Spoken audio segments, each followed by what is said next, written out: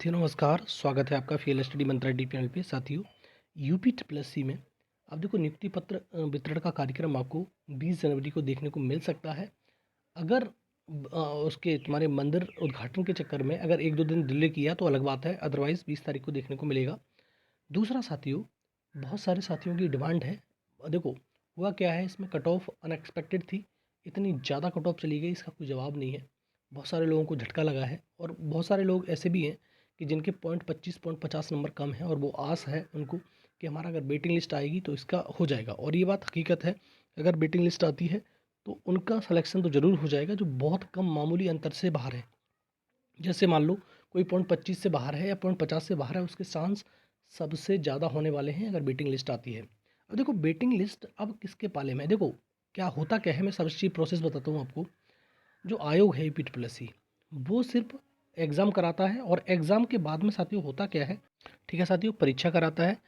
परीक्षा के बाद आपका रिजल्ट देता है डीबी वाला, फिर वो डीबी कराता है। आयोग की बात कर रहा हूँ, डीबी कराएगा।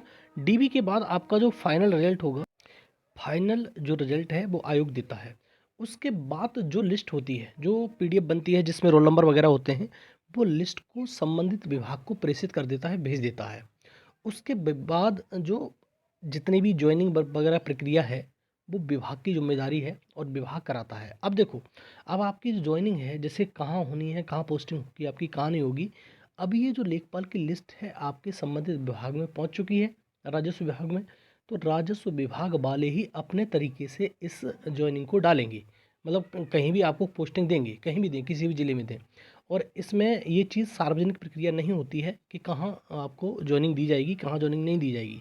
ये तो उनके विवेक पर आधारित है, कहाँ आपकी जॉइनिंग दे दें। ठीक है साथियों, इतना काम होता है। तो अब ये इतना काम होता है तो वेटिंग लिस्ट का काम भी तो संबंधित विभाग का ही है। संबंधित विभाग अगर चाहेगा तो इसमें वेटिंग लिस्ट आएगी, संबंधित विभाग नहीं चाहेगा तो वेटिंग लिस्ट नहीं आएगी। अब देखो, आप कहोगे कि इसमें अगर संबंधित विभाग जैसे राजस्व विभाग है, इसमें ओके कर देता है कि चलो कोई बात नहीं, जितने मतलब पद खाली हैं, रिक्त हैं, उन पर वेटिंग लिस्ट ला दो, तो आयोग को कोई समस्या, आयोग को कोई भी समस्या नहीं होगी। अगर संबंधित विभाग ये ओके कर देगा कि इतने पद इसमें, अभी हमने इतने लोगों को ज्वाइनिंग दे दी है और इतने पद रिक्त हैं, इतना डाटा है आपके पास में, तो इन जो रिक्त पद हैं उन पे आप मेरिट लगा दीजिए, वेटिंग लिस्ट लगा दीजिए, तो उसको कोई समस्या नहीं होगी। तो साथियों, अब आयोग से ज़्यादा दरकार इसकी है तुम्हारे राजस्व विभाग की। अगर आप वेटिंग लिस्ट चाहते हैं तो सारे लोग, मतलब जितने भी वेटिंग लिस्ट वाले हैं, तो साथियों राजस्व विभाग से आपको बात करनी पड़ेगी, अब आयोग से नहीं। आयोग तो अपने तरीके से कर देगा, लेकिन आपको संबंधित विभाग से ही दरकार करनी पड़ेगी कि हमारा वेटिंग लिस्ट जारी किया जाए। बात समझ में आ रही है? और वेटिंग लिस्ट जारी हो सकती है, बिल्कुल हो सकती है, इसमें कौन सी बड़ी बात है। वेटिंग लिस्ट पहले जारी होती थी लेकिन अब इन्होंने बंद कर दिया है। तो अगर चाहेंगे, संबंधित विभाग से अनुरोध किया जाएगा, उसके पास में जाया जाएगा, तो ये हो सकता है, पॉसिबल है। इम्पॉसिबल कुछ नहीं होता है, ये बात मान लीजिए आप। ठीक है साथियों, तो ये होगी तुम्हारी वेटिंग लिस्ट की बात। दूसरा साथियों, जैसे मैंने कहा कि जैसे आपने जो लेखपाल सीट बर्बाद की हैं, बहुत सारे लोग इस प्रकार से भी हैं, मेरे पास बहुत मैसेज भी आते हैं, कॉल भी आते हैं कि हम सर यहाँ पर कार्यरत हैं, क्या इसको हम यहाँ छोड़ के कौन सी जॉब अच्छी है लेखपाल की कि ये वाली। तो साथियों, इस प्रकार की जो आपने सीटें बर्बाद की हैं, वो सीटें आप वीडियो में भी बर्बाद करेंगे, सीधी बात ये है। ठीक है साथियों, अब देखो बर्बाद करने का मतलब क्या है, जैसे सबसे बड़ा लॉट था इसमें जो यूपीएसआई वाले छात्र थे, तो लेखपाल वाली भर्ती में जो कॉमन हो रहा था, क्लैश कर रहा था, तो बहुत सारे साथी ऐसे भी थे, उन्होंने अपना ज़बरदस्ती, जैसे यूपीएसआई कहाँ 4200 ग्रेड पे की जॉब और कहाँ 2000 ग्रेड पे की जॉब में आपने डीबी कराया, तो आप खुद सोच सकते हो कि आपका स्तर कितना है, पहली बात। दूसरा, कुछ एनटीपीसी वाले लोगों ने भी डीबी कराया, बहुत सारे लोगों ने डीबी कराया, तो इसके चक्कर में ये सीट बर्बाद हुई लेखपाल की और वो फाइनली सेलेक्ट हो गए। तो अब देखो, जो 4200 ग्रेड पे की जॉब पर कार्यरत है वो 2000 ग्रेड पे की जॉब में तो नहीं आएगा, ये तो आप भी जानते हो। तो वो सीट बर्बाद गई। और वो सीट अगर वेटिंग लिस्ट नहीं आई, मान लो कि वेटिंग लिस्ट आ जाती है तो ठीक है, अगर वेटिंग लिस्ट नहीं आई तो सब कुछ बर्बाद, वो सीट भरी नहीं जाएगी, वो खाली रह जाएगी। ठीक है, तो इस प्रकार से आप सीटों की बर्बादी हो रही है और इसी प्रकार से क्या वीडियो में भी होगा। अब इसी बर्बादी को रोकने के लिए हम मुहिम हर बार चलाते हैं, लेखपाल में भी चलाई थी। और लेखपाल वाले जितने भी लेखपाल सेलेक्टेड स्टूडेंट छात्र छात्रा हैं, वो अपनी जिम्मेदारी अवश्य समझेंगे। ठीक है साथियों, और समझकर आप वीडियो के जो डीबी होगा उसको स्किप करेंगे। अब साथियों आप कहोगे कि अभी तो रिजल्ट भी नहीं आया, आप इस प्रकार की बातें कर रहे हो। देखो साथियों, ज़िम्मेदारी बहुत बड़ी चीज़ होती है। अगर आप अपना माइंड मेकअप कर लेंगे अभी से, तही तभी छोड़ सकते हैं, अदरवाइज़ नहीं छोड़ सकते। ये चीज़ हम पर भी अप्लाई होती है और आप पर भी अप्लाई होती है। देखो हमारा सिलेक्शन, मेरा सिलेक्शन पॉइंट 50 से हुआ है, 83.75 थे मेरे। अगर वो पॉइंट 5 और चली जाती तो हमारा सिलेक्शन रुक जाता। तो हमें भी तो ये चीज़ ज़िम्मेदारी सोचनी चाहिए, अगर नहीं होता तो फिर क्या होता? ठीक है साथियों, तो इस प्रकार की ज़िम्मेदारी आप लोगों को भी समझनी चाहिए। पूरी ज़िंदगी बर्बाद हो जाती है। जो पॉइंट 25 से निकले हैं तो उनको पूछो, उनके दिल पे हाथ रख के कि क्या गुज़र रही होगी। ठीक है? तो इसीलिए हम इस चीज़ की ज़िम्मेदारी को समझते हैं।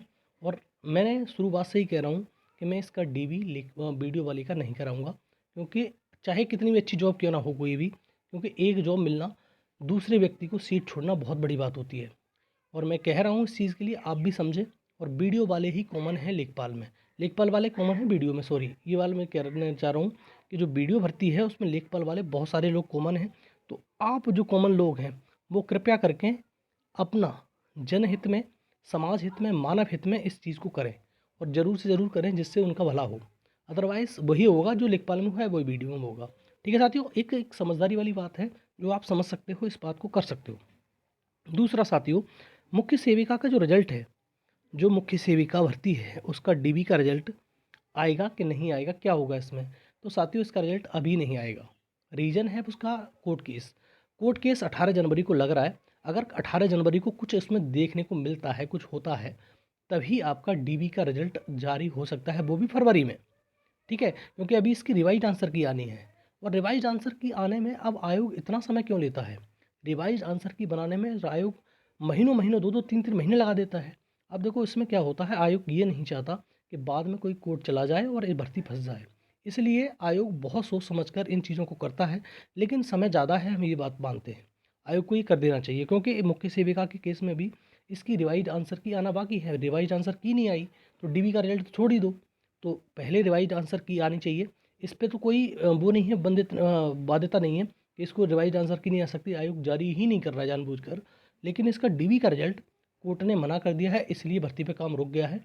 और ये अगर 18 जनवरी को इसमें सब कुछ ठीक-ठाक रहा, तो 18 जनवरी के बाद आपका जनवरी में तो नहीं आएगा रिजल्ट, फरवरी में अंत तक रिजल्ट आपका आ सकता है मुख्य सेविका का। ठीक है? अगर उसमें तुम्हारा कोर्ट में कुछ होता है तो। अदरवाइज़ रिजल्ट आपका अटक गया, ये मान लेना। ठीक है? तो बहुत सारे लोग परेशान थे कि क्या होगा, क्या होगा? जितने भी गर्ल्स हैं, छात्रा हैं, अगर परेशान हैं तो उनका परेशान होना जायज़ है, क्योंकि आपका रिजल्ट अटक गया है पूरी तरह से। जब तक कोर्ट कोई निर्णय नहीं देता तब तक आपका रिजल्ट डीबी का जारी नहीं होगा। दूसरी बात साथियों, आईटीआई इंस्ट्रक्टर, जिसका अभी उन्होंने लिस्ट जारी की थी कि इतने लोग मतलब वैलिड हैं और इतने लोग वैलिड नहीं हैं। तो साथियों आईटीआई इंस्ट्रक्टर का जो एग्ज़ाम है वो कब होने वाला है? क्या हो जाएगा फरवरी में? तो वह बात वहीं घूम फिर के आ जाती है। आचार संहिता का सब कुछ मामला है। आचार संहिता का नोटिफिकेशन चुनाव आयोग ने पहले जारी कर दिया। तो न तो आईटीआई इंस्ट्रक्टर, न बीपीओ, न ऑडिटर, न कोई और परीक्षा होगी ही नहीं। ठीक है? अगर मार्च में होता है तो ये परीक्षाएँ होने की संभावना बिल्कुल है, और बिल्कुल बनी हुई है। तुम्हारी आईटी इंस्ट्रक्टर की परीक्षा हो और तुम्हारी ऑडिटर की परीक्षा हो, सबकी संभावना, बीपीओ की परीक्षा हो, सबकी संभावना बनी हुई है कि ये परीक्षा निपट जाएँगी। लेकिन डिपेंड कर रहा है सब कुछ आचार संहिता पर। क्या होगा, क्या नहीं होगा, तो ये बाद की बात है। जो हमारी अपना काम है वो हम करते रहता है, पढ़ाई। ठीक है? आपका काम पढ़ाई करना है तो आप पढ़ाई करते रहिए, बस इतना है काम आपका, उससे ज़्यादा कुछ भी नहीं है। ठीक है साथियों? तो ये रहा वीडियो अच्छा लगता है साथियों, लाइक शेयर कर दिया करो, चैनल सब्सक्राइब कर लो, बेल आइकन ज़रूर दबा देना, जिससे मेरी आने वाली वीडियो को नोटिफिकेशन आपको मिलते रहेंगे। ठीक है साथियों? धन्यवाद।